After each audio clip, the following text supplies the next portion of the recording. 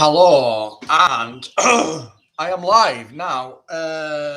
Yes, I've been a bit more organised. I put it out on the Missing Piece Facebook page. I was about to go live at 2:30. Welcome to a mental health life with myself, Nick Smith, from Missing Piece Wellbeing and Support. Blah, blah, blah, blah, blah.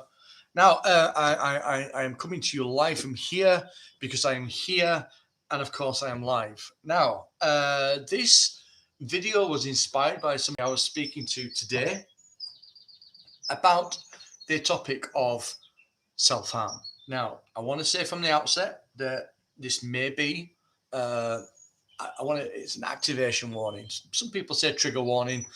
I don't like the term trigger. I like the term activated. This could push your hot buttons and get you upset. And it's not my intention, but I just want to put it out there that it's not my intention. Okay, and it might do. As you can see, I've got my James May t-shirt on. Crikey, it's the Roses. That makes me feel good. And we will be going on to talk about feel good stuff in a few minutes. Self-harm. What is self-harm? Why do we self-harm? What is the reason for this thusness? Well, during my childhood, there was lots of violence and drinking. My mum was clearly mentally unwell, trying to kill herself and things like that. And when I was about 8 years old, and I'm going to show my age now, Vanessa Feltz had a chat show during the day, and there was a girl, a young lady on there, and she had all these white marks up her arms, and Vanessa was quizzing her and asking her, why? And this girl said, well, it releases the pain that I feel inside, and I enjoy it. Now, I didn't think anything about this, nothing about this. But when I went into foster care, when things started to go really downhill, I had been brought up to feel that I was unwanted, that I wasn't good enough, I couldn't do anything right, and the anger that I felt inside of me, I started to express on the outside of me. Now, some people called me a attention seeker, a super attention seeker. And you know what? I was, because attention seeking.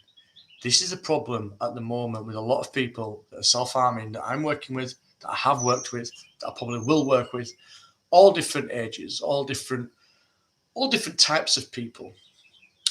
Of course, we do it for attention. We are missing some connection. We are missing some attention in our life somewhere, that we either want somebody to listen, somebody to ask if we're okay, somebody to say that we're good at something, somebody to say, I'll miss you if you're not here, etc., etc. So, in my point of view is all self-harm is attention seeking, but it's the people that think it's a negative connotation. Not one person can explain to me what they mean by it's attention seeking. Do you mean it's a burden on you? Do you mean it's I could ask for help instead of cutting or instead of drinking or all like that? Because if that's what you mean, then the reason why I do it is because I can't help, or I feel that I don't have anybody. So that's how I started. That's why I started. Just that feeling of helplessness.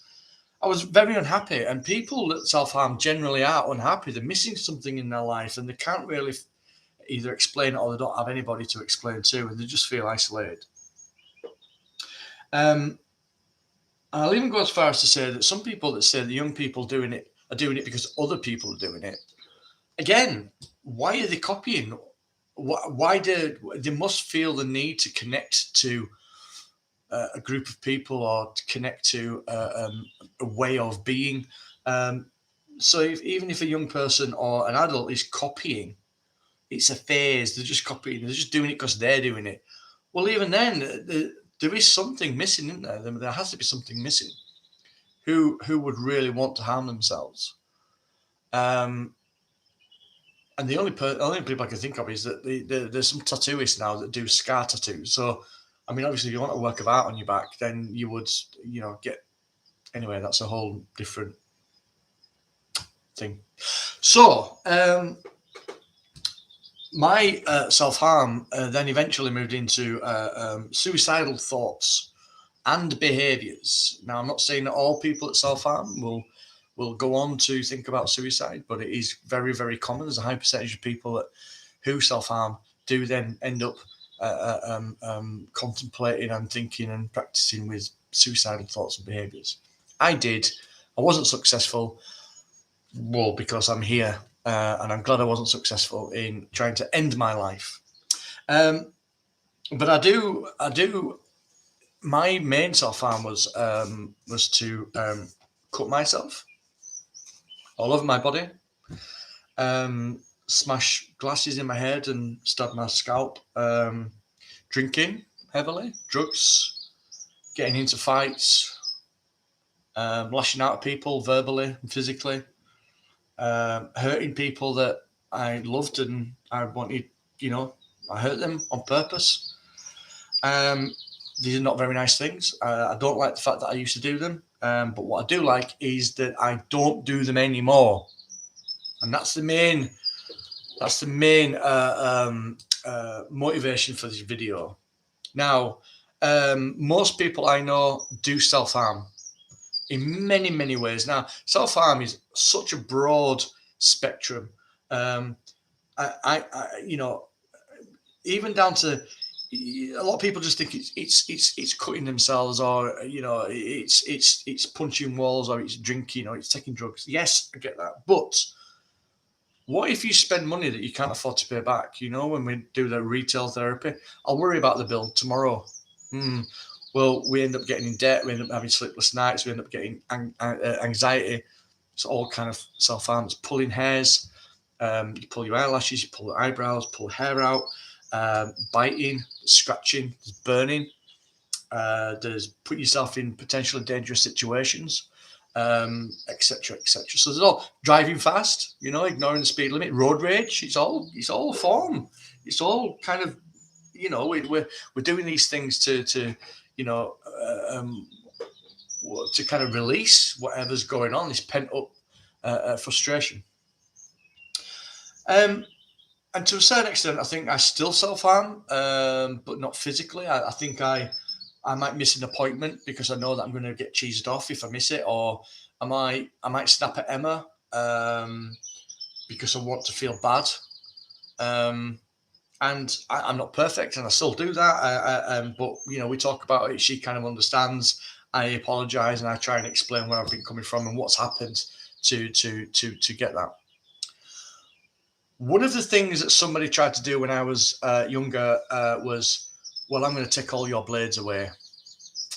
I'm going to take that rope that you've said you're going to hang yourself with. I'm going to take that away. I'm going to take your blades away. I'm going to take your tablets, your paracetamols, your pink. I'm going to take them away.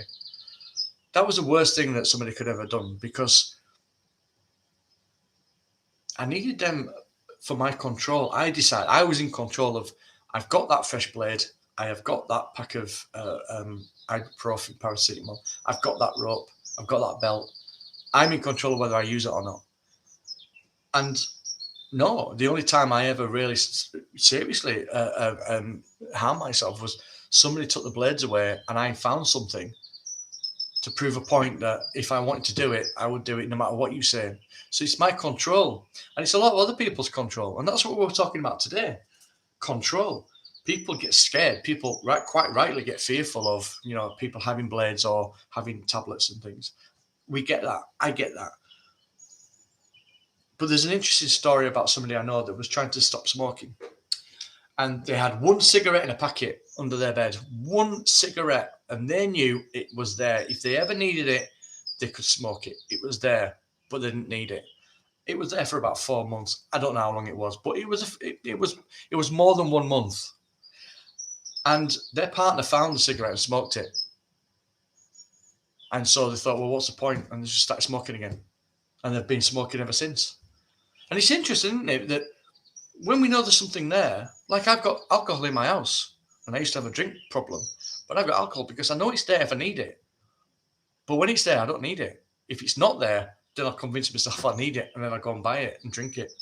So it's about that control. So if you've got anybody that maybe is self-harming in or they're using things and you want to take them away, try not to.